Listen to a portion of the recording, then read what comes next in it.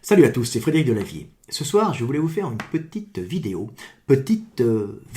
pour vous parler de la mauvaise interprétation qu'ont les gens, alors qu'ont les non-musulmans, mais aussi les musulmans, du terme de soumission. Musulman veut dire soumis, et on a encore vu récemment Éric Zemmour dire que l'islam était une religion de soumission, parce que musulman veut dire soumis. Alors il faut remettre cette religion dans son contexte, parce que si Zemmour se trompe là-dessus, beaucoup de musulmans interprètent aussi très mal ce terme de soumission à Dieu, puisqu'il faut la remettre dans son contexte de l'Arabie du 7e siècle, une Arabie qui commençait à devenir islamique et qui était un milieu extrêmement rude où les hommes étaient souvent soumis aux autres hommes, c'est-à-dire il y avait des tribus dominantes comme la tribu qui dirigeait la Mecque, les Kouraïch, ou Kouraïchites, parce qu'ils avaient un ancêtre Kouraïch qui a donné cette tribu, on parle de l'ancêtre initial, comme souvent dans le rite tribal, c'est tout le temps comme ça, qui dominait les autres tribus et tout le monde devait faire allégeance à cette oligarchie tribale qui dirigeait la région et qui possédait quelque part la Mecque, c'est-à-dire les revenus de la Mecque étant une zone où il y avait de l'eau au milieu d'une zone relativement désertique et c'était un lieu de passage pour les caravanes qui permettaient aux marchandises venues d'Orient de passer à travers la péninsule arabique et de ne pas contourner par la mer pour pouvoir aller d'Orient en Occident ou en Méditerranée ou même en Afrique. Donc c'était un passage commercial sur lequel cette tribu mécoise régnait parce que c'était un passage obligé qui réduisait le coût de transport des marchandises par les caravanes et non par la mer. Donc c'était un avantage et en possédant ce point d'eau, elle le faisait payer très cher mais moins cher qu'un passage par la mer. Il faut voir ça comme des échanges énergétiques. C'est un peu pour la raison aussi que, par exemple, la Turquie a été un empire qui était au niveau du Bosphore, qui était un passage entre l'Orient, l'Occident et le monde slave et la Méditerranée, et on faisait payer un octroi quand les gens passaient par là. Donc c'est pour ça qu'un empire s'est développé là-bas, parce qu'il y a d'abord la région était riche, et en plus on pouvait recevoir de l'argent des taxes des transports. Alors, ces Kouraïch régnaient d'une main de fer sur la région, sur les tribus du coin. C'était la tribu dominante de l'islam, dont d'ailleurs le prophète était issu, mais le prophète était quelqu'un qui avait perdu ses parents, donc un déclassé, quelqu'un qui a vécu dans une relative pauvreté, même s'il était aidé. Il avait été adopté par les membres de sa famille, c'était quelqu'un qui n'avait pas d'héritage et qui n'avait pas un poids conséquent dans cette tribu qui régnait vraiment sur la région et qui prenait les taxes, qui au passage régnait en désunissant les tribus, c'est-à-dire qu'elle avait la responsabilité d'organiser tous les ans la réunion de toutes ces tribus à la Mecque pour aller prier les idoles. Chaque tribu avait son idole et il y avait un rite local où tout le monde allait avec ses idoles, allait à la Mecque prier son idole. C'était là une fête locale et bien sûr, elle en profitait pour montrer sa puissance et pour taxer les individus. Et puis cette fête était aussi l'occasion pour les tribus de faire des alliances bien sûr charnelles, échanger des femmes, mais aussi échanger des marchandises et générer des contrats entre les tribus. Et là-dessus, la Mecque savait, les Kouraïch savaient qu'elle pouvait prendre son pourcentage. Donc c'était une tribu qui régnait par en désunissant, il faut désunir pour régner. Elle le savait parfaitement. Mohamed était conscient de ça et Mohamed a décidé, alors que cette décision vienne d'une voix divine qu'il reçut par l'intercession de l'ange Gabriel, qui est symboliquement le voile entre l'homme et Dieu, puisqu'on sait très bien que Dieu, en tout cas dans les cultures, le visage de Dieu est le seul visage qu'on voit en mourant, et que voir Dieu en face vous détruit. C'est l'énergie divine et quelque chose de très destructeur. Et les anges sont connus pour être des intercesseurs qui n'ont pas de volonté propre et qui sont totalement soumis à Dieu et qui n'ont pas de volonté propre et de libre arbitre comme les hommes le plus souvent. Voilà. C'est-à-dire que c'est une matérialisation de la volonté divine. Donc, qu'on considère qu'il ait reçu justement sa mission d'un ange, donc de Dieu, ou que ce soit lui qui ait décidé d'unir les hommes et de les libérer de la soumission à Dieu, ça n'a aucune importance. À Dieu, aux hommes, ça n'a aucune importance. Il faut voir la façon dont ça a été fait et pourquoi ça a été fait. Ça a été fait pour unir, en fin de compte, les tribus de la région pour ne plus qu'elles soient, pour en faire une communauté qui ne soit plus en rivalité, mais qui soit une communauté unie sous des mêmes lois et qu'elle ne soit plus soumise. C'est que cette communauté des croyants, qu'on appelle les musulmans, qu'elle ne soit plus soumise aux hommes, c'est-à-dire à la terrible loi des Kouraïch, mais qu'elle soit uniquement soumise à Dieu, c'est-à-dire qu'à partir de ce moment-là, dans la mission divine dont Mohammed pensait être le porteur, il y avait pour lui un besoin de libérer les hommes de l'influence qui divise des Kouraïch. Donc, la libération des hommes, la libération des lois qu'imposaient les Kouraïch ne pouvait se faire que par la soumission à Dieu, c'est-à-dire la soumission à des règles communes et à des façons de vivre communes, puisque chaque tribu avait sa façon de vivre et avait ses lois. Donc en faisant cela, Mohammed savait très bien qu'il allait affaiblir le pouvoir central, l'oligarchie Kouraïch, tout en unifiant toutes les tribus dans une croyance et des rites communs. Alors on dit oui, la religion, c'est elle qui fait la loi, mais il faut savoir qu'il n'y avait pas d'État proprement dit à l'époque, puisque c'était plusieurs tribus, et que les lois religieuses remplaçaient les lois d'État.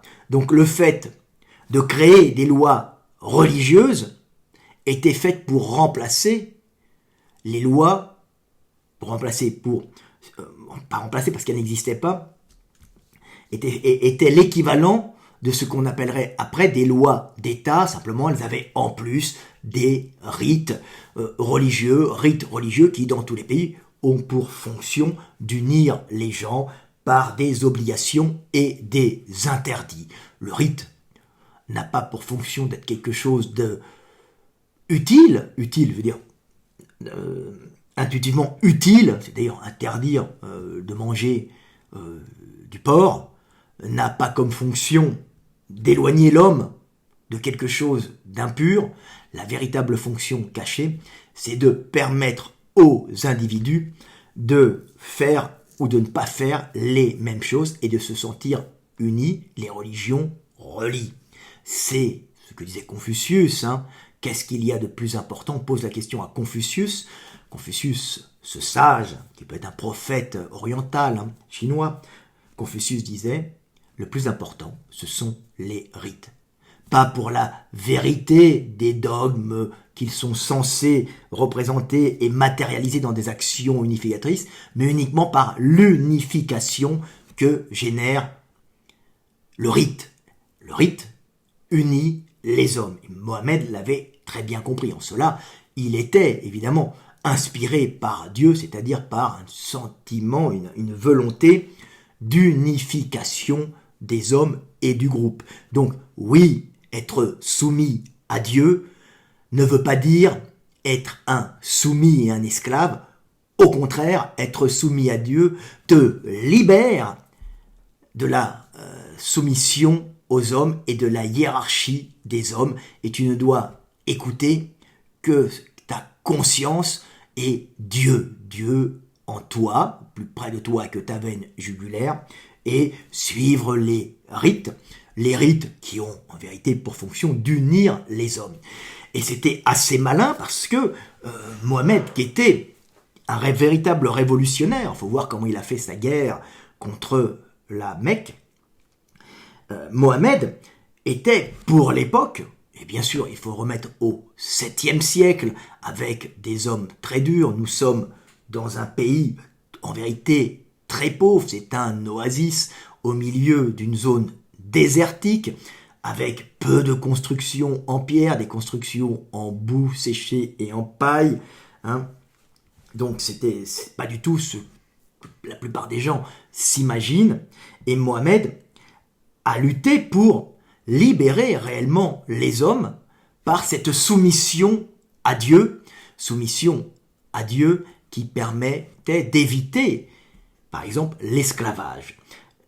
Mohammed a lutté à sa façon contre l'esclavage, puisque la puissance des Quraysh, mais aussi des autres tribus locales qui avaient besoin de main-d'œuvre à l'époque, alors c'était pas qu'en islam, dans tout le monde du 7e siècle, l'esclavage était la norme. On utilisait les hommes quand on était riche pour les employer, pour s'enrichir, et c'était terrible. Alors, ils n'étaient pas tous enchaînés. L'esclavage en Arabie du 7e siècle, surtout à la Mecque, n'était pas un esclavage où on fouettait toujours les gens, où ils étaient dans des conditions abjectes, absolument pas. C'était un esclavage où les hommes appartenaient à leur maître et travaillaient pour leur maître, et pour avoir un bon rendement, les maîtres avaient intérêt à bien les nourrir. Ceci dit, ils n'avaient aucune liberté propre, ils ne pouvaient pas partir puisqu'ils appartenaient aux hommes, à d'autres hommes, ils ne pouvaient pas faire des affaires, ils n'étaient bons qu'à travailler, être nourris, dormir et retravailler, être nourris pour des maîtres qui étaient parfois sympas avec eux, qui des fois les libéraient, mais la plupart des esclaves ne voulaient pas forcément être libérés, mais ils n'avaient aucune possibilité de faire ce qu'ils voulaient, ou de partir à l'aventure, ou de monter leurs propres affaires, devenant concurrents des maîtres, parce qu'ils étaient esclaves. Alors ils pouvaient être esclaves parce qu'ils avaient perdu dans un conflit entre tribus, ou être esclaves parce qu'ils avaient été achetés sur un marché aux esclaves, parce qu'ils avaient été récupérés lors de conflits, lors de guerres, et on les avait ramenés. Des fois, ils étaient nés esclaves. Alors, Mohammed avait vraiment lutté contre ça, et sa religion portait en elle, cette religion naissante, alors il faut la remettre dans le contexte de l'époque, bien sûr, portait en elle cette véritable libération de l'esclavage, puisque Mohammed interdisait de mettre en esclavage un croyant, donc un musulman. Et pour devenir musulman, il ne fallait que reconnaître Mohammed comme prophète, et de ne reconnaître qu'il n'y avait qu'un seul Dieu, Allah, et non un ensemble d'idoles. Et à ce moment-là, on devenait d'office musulman. Ce qui était un moyen de libérer les esclaves qui désiraient être libérés quand Mohammed a pris le pouvoir sur la Mecque par une guerre de partisans, un peu comme une guerre, comme les Russes ont fait la guerre contre les Allemands. C'était le même type de guerre, j'en parlerai une autre fois si j'ai le temps, mais on pourrait remettre dans un milieu plutôt désertique. Donc, à partir du moment où un esclave se convertissait, il était d'office musulman. C'était une façon pour Mohammed de ne pas affronter la puissance commerciale des Kouraïch quand il a pris le pouvoir, hein, pour leur laisser quand même la possibilité d'avoir des esclaves, tout en laissant la possibilité aux esclaves de se libérer s'ils voulaient. Mais bien sûr, ne peut se libérer que l'esclave qui sait déjà qu'il peut partir, parce que se libérer d'un maître qui te nourrit et qui te loge dans une zone désertique, c'est souvent une condamnation à mort, puisque tu ne trouveras pas à manger ou tu resteras un mendiant. Donc passer d'esclave à mendiant, c'est pas forcément top. Mais c'était quand même une avancée fulgurante dans la libération des hommes dans un monde où l'esclavage était la norme. Et le symbole que Mohamed a pris, regardez, hein, c'était vraiment, pour l'époque, un véritable révolutionnaire, c'est d'avoir pris comme premier muezzin un esclave.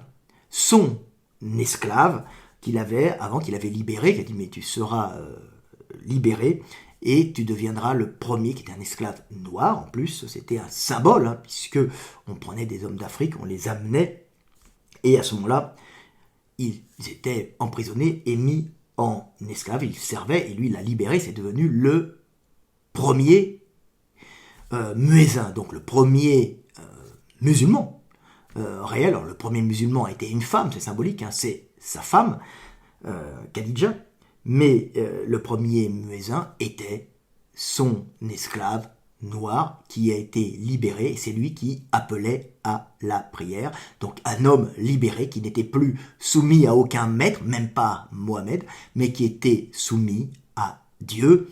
Dieu, cette puissance qui est en dehors de l'humanité, mais quand on étudie bien le Coran, on s'aperçoit qu'elle est aussi dans l'humanité, plus près de toi que ta veine jugulaire. Et c'est là le secret de l'islam. Il y a deux façons de l'interpréter, une façon pour calmer les bourricots et une façon pour les sages. Voilà, petite vidéo du soir espoir, pour vous expliquer que la soumission en islam est en réalité, quand on la remet dans l'islam du 7e siècle, une libération pour les hommes, se libérer de la hiérarchie des hommes, se libérer de l'oligarchie Kouraïch. Voilà, petite vidéo de Cheikh Delavier pour vous apprendre à comprendre le monde sans haine. Mais c'est vrai que c'est difficilement compréhensible par un non-musulman, mais aussi par beaucoup de musulmans qui ne perçoivent pas que cette soumission à Dieu est en vérité une libération totale. Voilà. Mais elle peut se faire dans d'autres religions, c'est-à-dire ne plus écouter, ne plus se soumettre à la hiérarchie des hommes, ne plus exercer un travail immoral pour survivre et uniquement écouter sa conscience, c'est-à-dire Dieu en toi, Dieu plus près de toi que ta veine jugulaire. C'était Fred Delavier, je vous aime et paix sur terre.